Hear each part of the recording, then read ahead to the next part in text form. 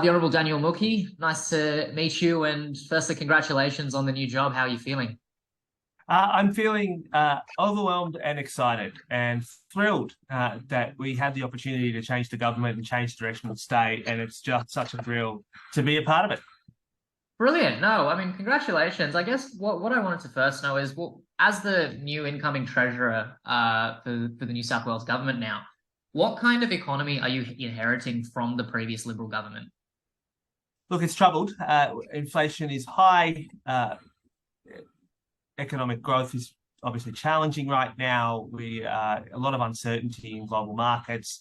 At the same time, the New South Wales government has inherited quite a lot of debt, quite a lot of challenges to do with the budget.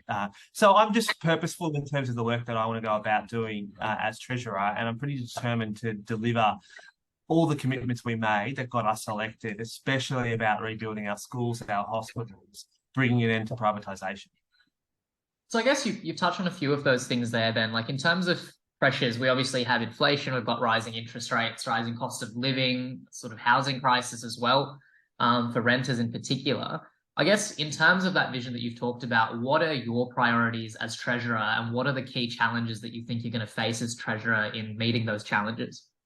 Well, my priority as treasurer is to make sure that every school has the resources they need to be able to give every kid the opportunity for the best education that is possible, because education has transformed my life and education transforms so many lives. My job is to make sure that anyone who turns up to a hospital in New South Wales can see a doctor, a nurse, a paramedic, and get the help that they need as well. So that I think of my job as treasurer, not as much about what the finances are, because of course that's crucial, but actually why we manage the budget well. It's to be able to make sure that people have the services that they've been promised that they can rely upon. Are there any things that the New South Wales government can do in terms of those cost of living pressures? Yeah, we can cap tolls to $60 per week. For 2 years, as we promised. We can bring an end to privatisation, which is the reasons why so many families are having to pay super profits to privately owned electricity companies. We can begin the hard work of managing the budget well, so we're taking pressure off inflation, working in partnership with Anthony Albanese and his government, as well as the Reserve Bank. Right, no, thank you. I guess you're evidently a leader as well that's really proud of their Indian heritage as well. On the Australia-India front, do you think New South Wales gives enough importance to the New South Wales trade relationship with India? I think Australia is paying a lot more attention to India, and India is paying a lot more attention to Australia, and that is to our mutual benefit. And I just think that the Australian Indian community is transforming Australia. The diaspora is our best asset when it comes to engaging with India. And so much of the links, the people-to-people links between Australia and India are much ahead of where perhaps the government should have been right now. But I think it's terrific that Anthony Albanese is made this relationship such a priority for him. I think it's also excellent that the Indian government is reciprocating, and we look forward to welcoming Prime Minister Modi to the country when he's here soon. No, brilliant. I guess on that front, where you say that it could have been, further ahead, or perhaps something that we could have moved on sooner. In terms of what the New South Wales government wants to do, what can the New South Wales government do to either improve the trade relationship, or more broadly, what's the vision for the New South Wales? The trade relationship in New South Wales is being led by the New South Wales diaspora. And every time I'm meeting with Australians of Indian origin who are here, it is so remarkable about how complex those links are now. And I'd really like to see the New South Wales government put at the centre of its strategy, and as it comes to engagement with India, the links that the diaspora has already forged, as well as the further growth that is possible if we actually have in New South Wales, the New South Wales Indian diaspora leading this conversation on behalf of the state government. Frankly, the diaspora knows more than the government does. Right.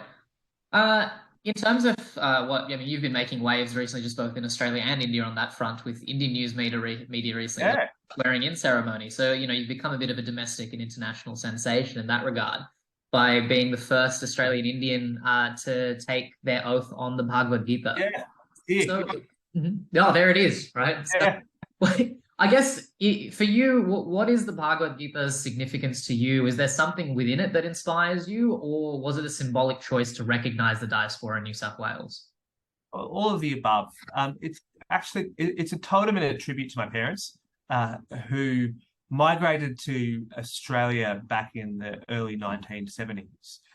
As so many immigrants with very little to bring with them from their country other than their faith and their family. And so for me, it really is a tribute to my mother and my father, and as well as the community in which I grew up that was so organized around our temple as well. And so I wanted to tip my hat to that heritage, but I also wanted to make it clear this is what modern Australia and modern New South Wales looks like. Ah, fantastic. And I mean, I think that your parents would be very proud, no doubt. And probably a lot of ethnic children, myself included, being like, you must be like him. So, congratulations. I apologize to all the children who will now be lectured by their parents. But we're very happy to see it. So I guess in terms of that Indian culture that you're really proud of as well, are there any aspects of Indian culture that you particularly celebrate? I mean, you are I in 2020. Yeah, I mean, my brother lives in India half the year. I have so much family there. I visit so often, and I'm looking forward to taking my children there. My oldest son, I took in 2020, just before COVID, and now my youngest son is due to visit for the first time ever, so he can meet his family, his mamas and his mosas and his masis, all of them. And so that's the first thing I'm really looking forward to. And obviously, for me, it is such an important part of who I am as an Australian Indian, and that's unique.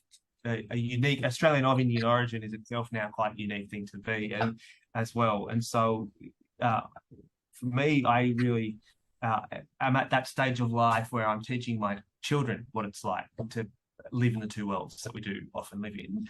But as an Australian first, but very proud of the heritage and the culture that we have.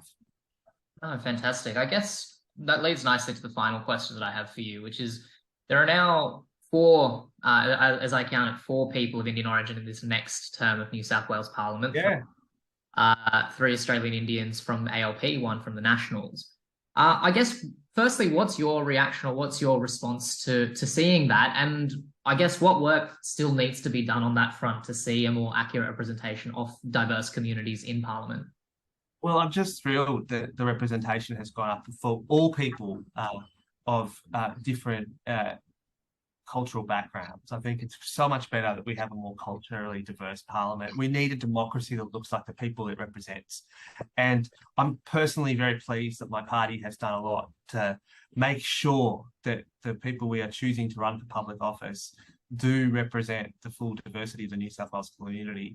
I'm so thrilled for Charisma Calienda to have been elected as a new member for Liverpool. Such a close friend. I saw her this morning at our first caucus, and to just have her in there is terrific. The Deputy Premier and the Treasurer both have Indian heritage in this government. It's just such a sign of how, as a parliament, we are looking like the people we represent. But I'm just as proud that next week we'll be swearing in a minister of Buddhist origin. We'll have the first Islamic minister, I think, who's likely to be sworn too. And this is what I don't think we deserve massive pats on the back on this for politicians, because frankly, we should have been achieving this already.